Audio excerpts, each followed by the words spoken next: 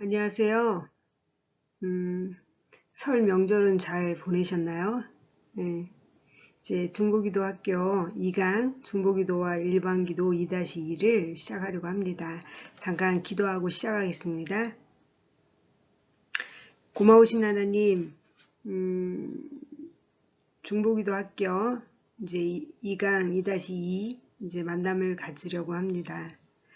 기도를 섬기는 리더 한 분 한 분에게 다윗처럼 주의 전을 사모하는 열심을 주시고 먼저 기도의 자리에 나와 기도할 때 성령의 불을 주시고 교회를 위해 마땅히 기도해야 할 제목들을 주님으로부터 공급받게 하여 주시옵소서.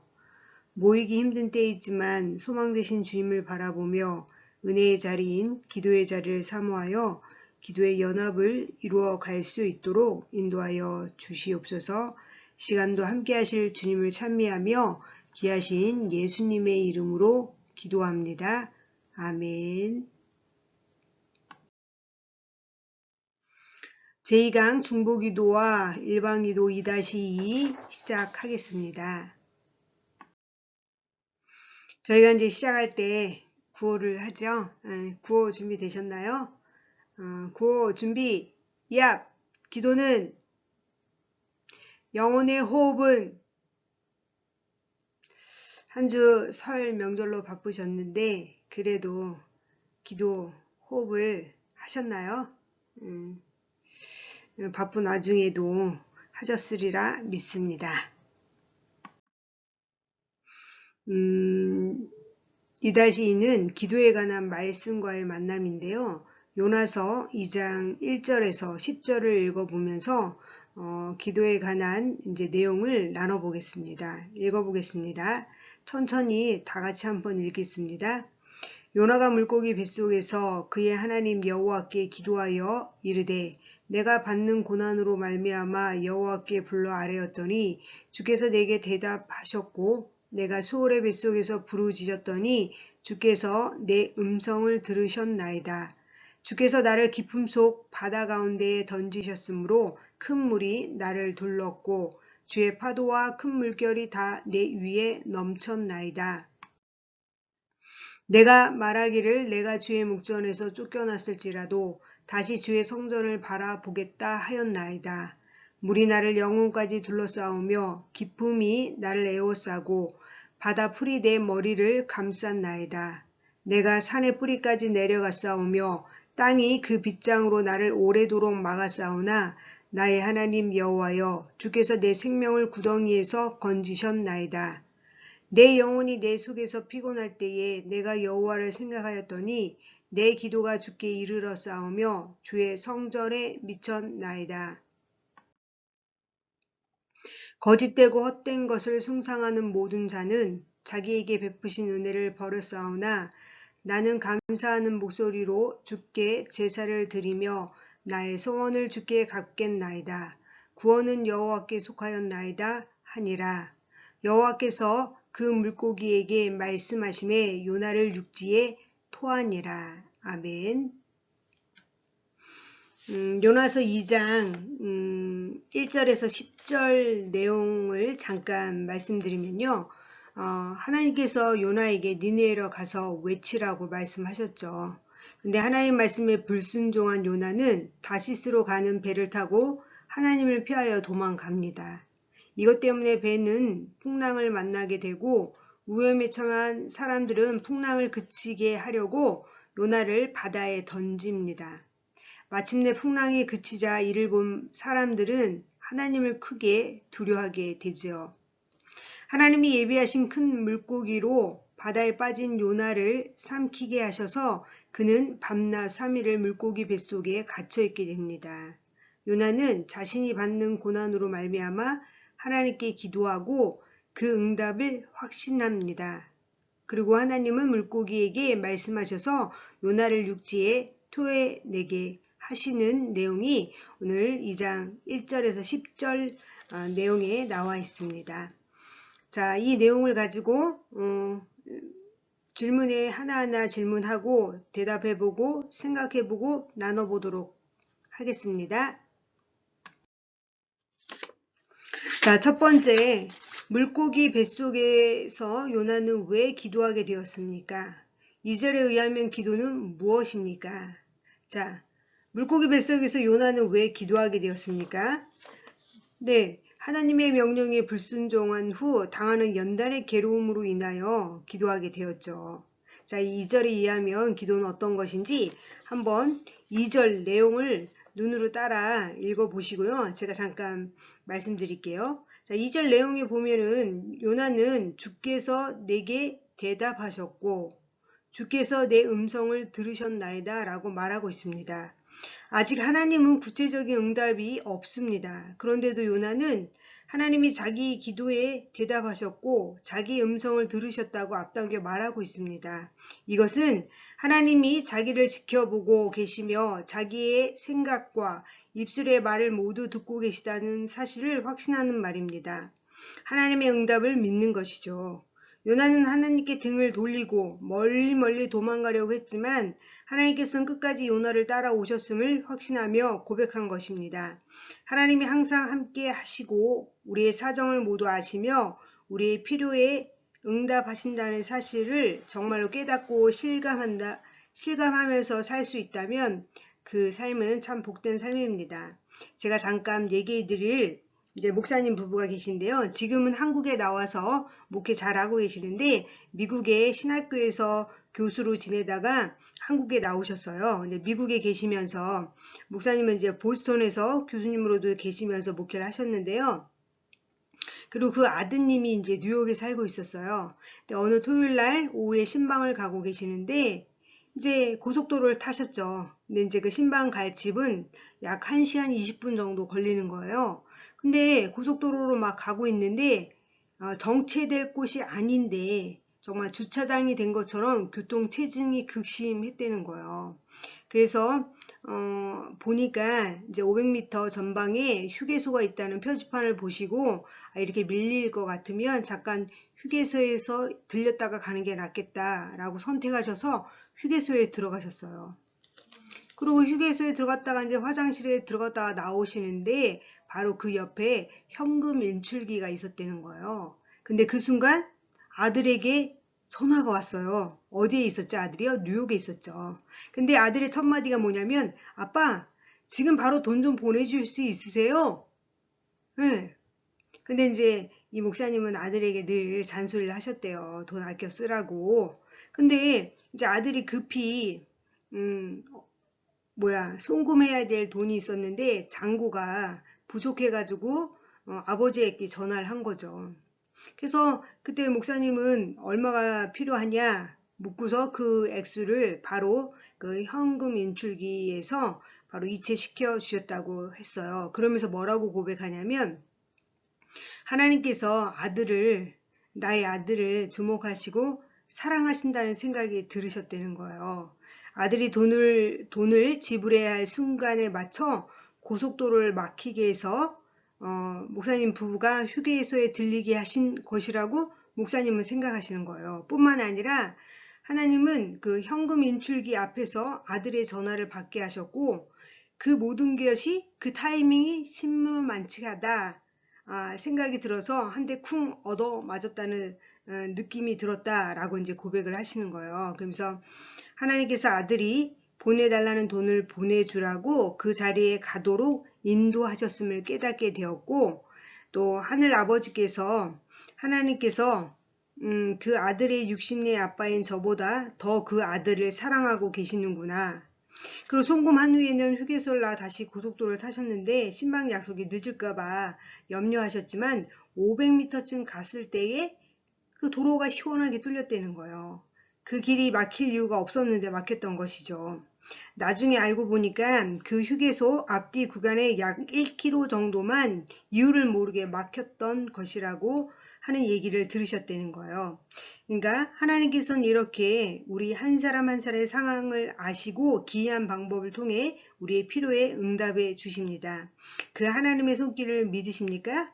그분이 우리 아버지이심을 믿으시기 바랍니다. 물고기 뱃속 소홀에서 요나가 체험하고 깨달은 것이 바로 이것입니다. 요나의 도피 행각을 밀착하여 추적해 오신 하나님께서 요나의 음성을 들으시고 응답해 주실 것으로 확신했던 것입니다. 그래서 요나는 하나님이 자신의 기도에 대답하시고 음성을 들으셨다고 앞질러 고백하고 있는 내용입니다. 네. 자, 1번 질문에 대해서는 아셨죠? 자, 2번 질문을 한번 넘어가겠습니다. 자, 2번은 물고기 뱃속에서 요나 선지자는 자신이 당하는 고난을 인하여 생명을 구하는 간절한 기도를 드렸습니다. 그러자 어떤 결과가 나타났습니까? 자, 어떤 결과가 나타났나요? 이제 6절에 보면 나와 있지요. 구덩이에서 생명을 건져 주셨죠. 자, 2절에 이제 6절에 보면 산의 뿌리라는 이제 내용이 나오는데요. 산의 뿌리는 죽은 사람들이 거처하는 곳을 의미합니다. 그러니까 요나는 자신이 죽은 자들이 머무는 곳까지 떨어졌음을 말하고 있는 것입니다. 그런데 땅이 그 빗장으로 나를 오래도록 막았다라고 고백하는데 땅 속의 빗장은 무엇입니까? 그것은 감옥을 뜻합니다. 땅속 감옥에 갇혀 오래도록 있었다는 의미이죠. 잠깐 막은 것이 아니라 오래도록 막았다고 표현하고 있습니다. 우리가 평상시 2박 3일은 짧은 시간일 수 있지만 물고기 뱃속에서의 2박 3일은 요나에게 오랜 세월처럼 느껴졌을 것 같습니다. 요나는 죽은 사람의 거처까지 내려가고 땅속 감옥에 갇혀 오랫동안 빠져나오지 못하는 고통을 받아 영혼이 피곤해진 것입니다. 하나님은 요나 선지자를 깨뜨리시려고 이렇게 죽기 직전 상황까지 몰고 가셨습니다. 요나는 하나님의 명령에 반기를 들 정도로 교만하기 짝이 없는 사람이었습니다. 그런 요나를 물고기 뱃속에 넣으셔서 땅의 뿌리에까지 낮아지도록 만드셨죠. 누가요? 하나님께서요. 그리고 하나님의 현존을 뼈저리게 체험하도록 만드십니다. 하나님의 말씀대로 사는 것이 생명이란 사실을 가슴에 새기도록 만드셨습니다. 요나는 마지막 순간에 여호와를 기억합니다. 요나가 물고기 뱃속에서 하나님을 생각하고 기도한 내용이 하나님께 올라간 것입니다. 그 기도를 들으시고 하나님께서 요나를 구덩이에서 건져 주셨습니다. 네. 자, 3번. 요나 선지자는 자신의 기도를 어떻게 마무리하고 있습니까? 이제 9절을 보시면요. 이제 요나가 기도하고 마무리하는데 9절에 보면 다짐 3가지를 하는 거예요. 감사, 제사, 서원이요. 자, 감사는 요나는 감사하는 사람이 되겠다고 합니다. 감사하는 목소리로 주께 제사를 드리며 라고 했는데 사실 요나는 감사할 수 없는 상황이지요. 지금이. 네, 지금 이 감사는 물고기 뱃속에서 드리는 감사입니다. 네, 하나님을 깊이 인식하게 된 사람의 특징이 바로 감사했는데요. 그 감사를 지금 요나가 하고 있는 것입니다. 자기 생각과 목표를 따라 사는 사람은 하나님을 향한 감사에 인색합니다. 즉, 자기가 기대했던 좋은 상황에서는 감사가 나오지만 나쁜 상황에서는 불평과 불만만 말합니다. 나의 필요가 채워지면 감사하고 어렵고 힘든 일이 생기면 하나님께 원망하고 그러나 하나님을 인식하며 사는 사람은 좋은 상황이든 나쁜 상황이든 항상 감사하며 살게 됩니다. 왜요? 그 모든 상황을 하나님이 주관하고 계시고 있음을 깨닫기 때문이죠. 또 요나가 어떤 다짐을 합니까? 주께 제사를 드리겠다고 합니다. 자, 물고기 뱃속에서 어떻게 제사를 드립니까? 제사를 드리려면 소나 양이나 비둘기 같은 제물이 있어야 하는데 물고기 뱃속에서 제물을 어떻게 준비합니까? 요나가 물고기 뱃속에서 하나님께 드릴 수 있는 건 단 하나, 자기의 생명밖에 없죠. 로마서 12장 1절에 보면 너희 몸을 하나님이 기뻐하시는 거룩한 산 제물로 드리라 라는 말씀처럼 지금 요나는 자기의 목숨을 아버지께 바치겠다고 말하는 것입니다. 왜요? 하나님 아버지 제가 잘못했어요. 하나님께서 사명을 주셔서 니네로 가야 되는데 하나님의 은혜를 모르고 제가 죄를 졌어요. 저를 용서해 주세요. 이 몸을 제물로 드릴게요. 이런 마음으로 하나님께 올려드린 것이죠. 또 셋째는 어떤 다짐이에요? 서운한 것을 주께 갚겠다고 다짐합니다. 갚겠다고 하는 거 보니까 빚진 것이 있다는 말이죠. 자신이 그동안 지키지 못할 약속을 많이 했는데 그것을 갚겠다는 것입니다. 요나는 큰 물고기를 통해 목숨을 건진 것이 우연이 아님을 분명히 알았습니다. 이것은 하나님께서 행하신 일입니다. 나를 바다에 던지신 분도 하나님이시고 나를 물고기로 살려주신 분도 하나님이십니다. 내가 하나님을 향해 가졌던 마음의 결심과 서원을 모두 지키겠습니다. 라고 고백하면서 하나님께 다짐하는데 이게 뭐예요? 초심으로 돌아가겠다는 요나의 결심을 얘기하는 것입니다. 자, 다짐 요나 선지자는 자신의 기도가 어떻게 마무리하고 있는지 다짐하는데요. 이제 두 번째가 있습니다. 자, 두 번째는 뭐냐면 요나가 자신의 기도를 마무리하면서 발견하게 되는 게 있죠. 그게 뭐예요? 네, 구원의 하나님을 발견하게 되죠. 자, 기도의 결론은 이 고백은 이 땅에 살고 있는 모든 하나님의 자녀들이 내리는 삶의 결론이기도 합니다. 그쵸? 구원은 여호와께 속하였다. 이 고백이요. 하나님 뜻에 반발하고 저항하고 도망치는 삶을 살았지만 결국 하나님이 옳았습니다. 라고 고백하는 자리에 돌아오게 되는 것입니다.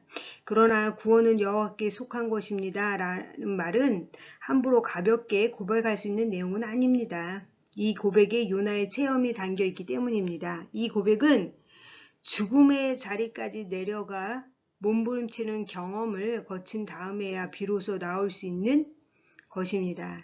지금까지는 내 힘으로 살았어요. 내 판단, 내 실력, 내 열정, 그리고 내 자신감으로 살았습니다. 그러나 이제 내가 사는 것은 내 힘으로 사는 것이 아니고 하나님의 힘으로 사는 것입니다. 하나님이 옳습니다. 라고 이렇게 요나가 고백하는 내용입니다. 이 고백이 우리의 삶에 쓰이길 바라며 또 하나님께서 우리를 기가 막힌 웅덩이와 수렁에서 구원해 주실 거라고 믿습니다. 자, 이제 네 번째 요나의 기도를 통해 우리는 응답받는 기도의 몇 가지 비결을 발견할 수 있습니다. 여러분 나름대로 써보십시오. 요나의 기도는 문제의 원인이 어디 있는가를 살펴볼 수 있습니다. 죄 때문인지, 사단의 공격인지, 특별한 하나님의 섭리인지. 문제의 원인을 알았다면 그 원인에 대한 적절한 이제 반응이 있어야 되죠.